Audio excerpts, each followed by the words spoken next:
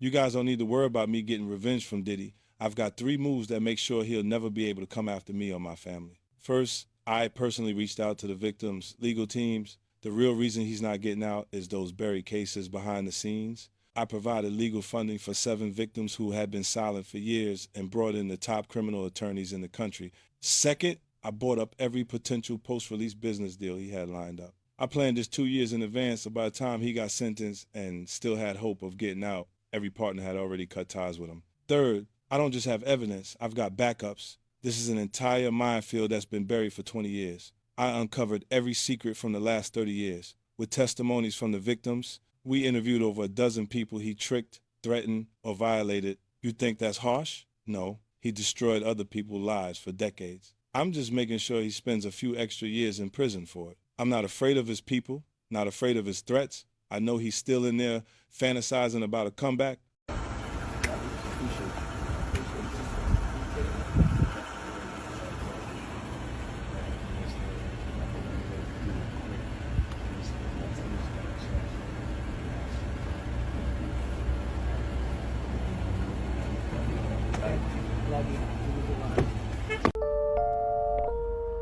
Is this real life?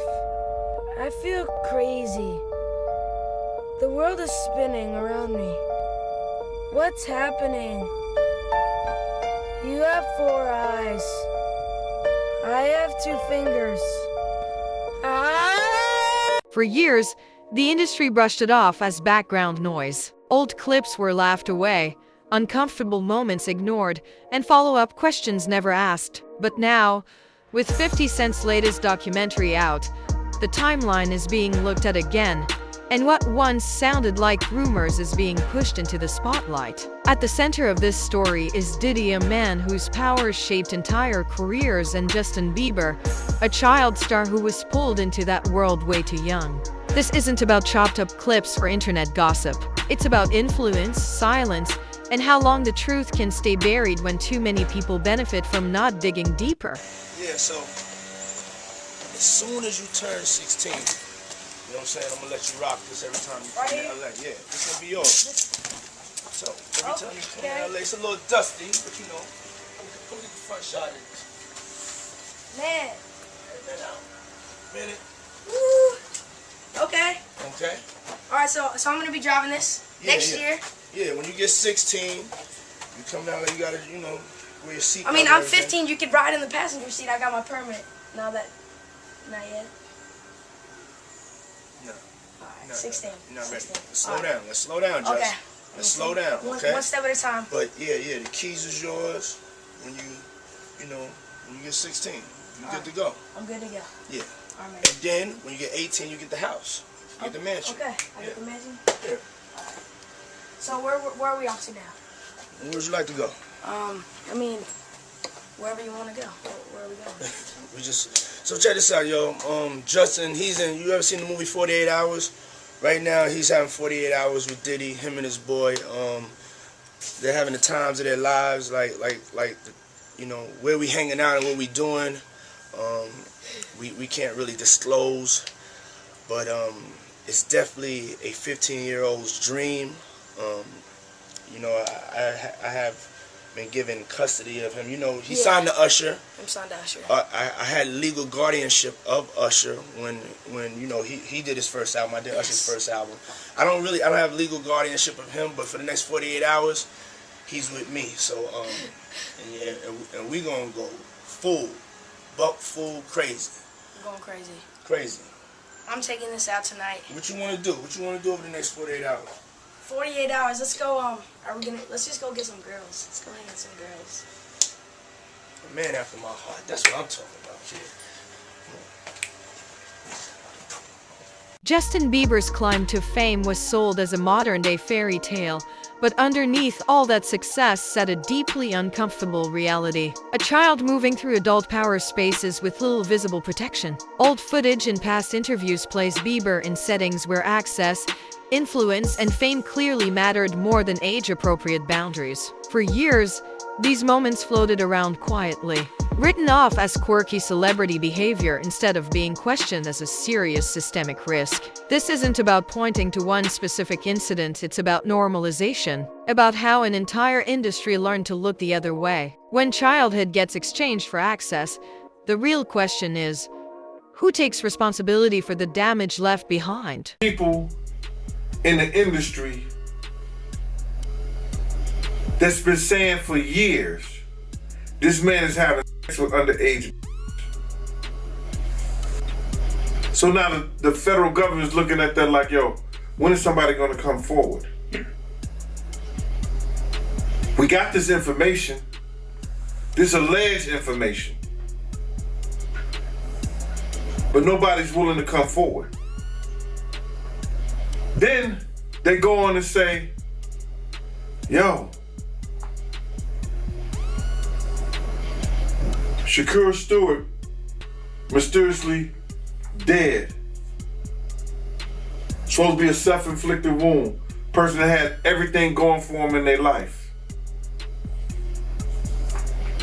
Kim Porter dead.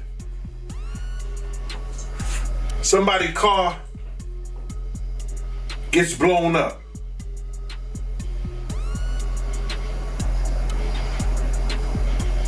This guy is walking around threatening other actors, people.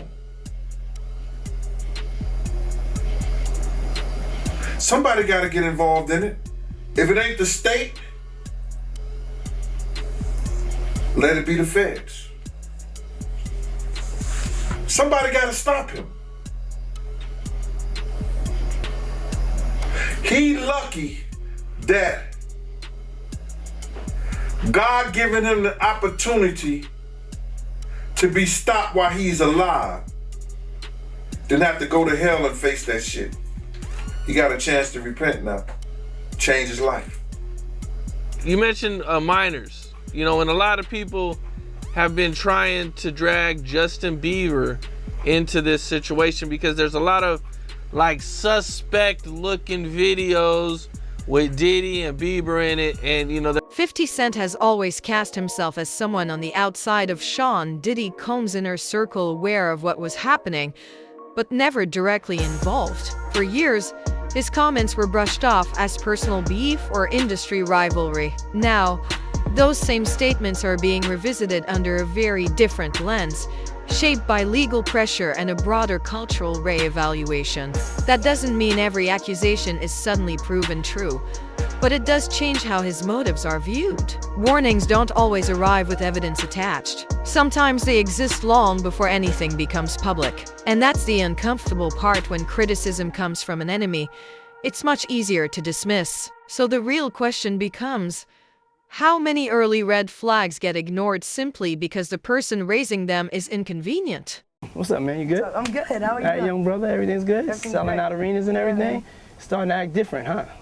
No, you ain't been calling me and hanging out the way we used to hang out. Well, I mean, you try to get in contact with me, you know, through all my, partners and whatnot. Mm-hmm. But you never really got my number, so. Right. My Okay. number? Yeah. I'm gonna tell you my number. Yeah. It's 555. Yes. Okay. 5555. Okay. 55. Y'all heard that? Yeah. Okay. Well, I'm here to because you've been a big supporter of mine, all Yeah, jokes aside. This right here is my young brother right here. He's been a big supporter of mine. My album's coming out, and you know we got the crew going around now. You in New York City, Yeah. and we got the Dirty Money crew. And we wanted to make you an official member of the Dirty Money crew. Are you all right? serious? There you go. That is Justin that is Bieber. swag. Is it your swag? gotta put And then you got to do the swag walk too. Okay. I got to show you the swag walk. You show me the swag. And Scooter, Scoot, manager, mogul extraordinaire, you too. I just got much cooler. Yeah, there you go. There Dirty you go. money. Dirty money. Okay, so when we walk down the streets of New York, we hit them like this. So me and you walking, we hanging out, you know, a little later on the night after the Usher concert. Yeah. You know. Don't get those ladies, right? Yeah, after that, the ladies, we in the street, Times Square. Yeah. We go, swag. Swag. You see that? You see my hand right there? That's pushing the hate back. There's a lot of hate All right, sometimes. yeah. Swag. Swag. I'll try it, right? Swag. Try it. So this hand? Yeah, hand. Okay. This hand. Push it back like you're pushing the wind back. Swag. Ooh. Ooh. You got it, son. You got it. That's right, my boy Bieber, official member of the Dirty Money crew. Go All right, get I'm chilling with my big bro Diddy right here. You gotta go get his album. It's Last Train to Paris. It is, it's gonna be the greatest album you've ever heard. It's got a lot of cool songs, a lot of people on it. You got Drake on there. Drake on there. Lil Wayne. Chris Brown. I wanted to do a song with you, but you was on tour. He was gonna do a Usher, song. Big Brother Usher. Big Brother Usher. So everybody's on this on album. there. Go get this album. Get it. Last Train to Paris. Yeah, get it. We're out. Peace. All right.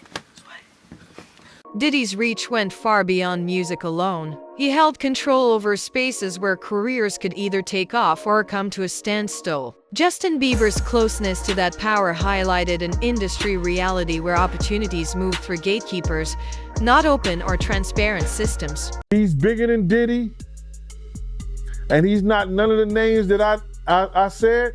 Probably so. But then they say he was young too. Yeah, they say he was young. Let me get his name right. I hope it ain't the Bieber. I hope it's not the Bieber. That's a good one. It might be him.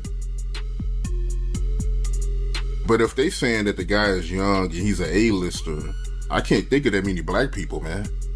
Right, not at all.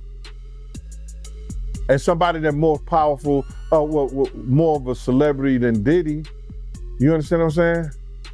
If they were saying somebody that was more celebrity than Diddy, and he was an A-lister, he was younger, you know what I'm saying? And if he's not black, it would have to be the Bieber. That's his name, Bieber? They said I got that wrong too. Justin Bieber, allegedly. I don't know, bro. Right. But when you heard the news that Diddy, he had a tape with another man, did that catch you by surprise or no? Well, all this shit is by surprise to me. A lot of this shit is by surprise to me, to be totally honest, man. Because I knew Puff, I knew Puff Daddy. The concern raised by watchers isn't just what may have happened behind closed doors, but why public oversight was missing when career growth relied on access to authority. In that setup, boundaries start to blur. And the real question is who had the power to say no and who paid the cost for refusing. I knew Diddy before he was Love and Brother Love and back to Diddy. So, no, but the diddler, he's the diddler now. A lot of it's surprising, but it's not unheard of. Because you hear of all kinds of shit. And whether it registered with you or you internalize it or something like that, that's a whole nother story. But a lot of this stuff is crazy. But this is the world that we live in now, man. That these individuals thinks it's all right. Bruh, when does it comes all right to be sitting there eating food off a naked woman? When did we start doing what they do? Let's keep it a buck. When did we start doing what they do? These guys is popping pills. They got Jay-Z dancing with a chick that's into cannabis. Before Justin Bieber ever rose to fame, Usher openly spoke about being introduced to Diddy's circle as a teenager, an experience he later said pushed him into adult situations far too soon. That context matters because it points to precedent, not gossip.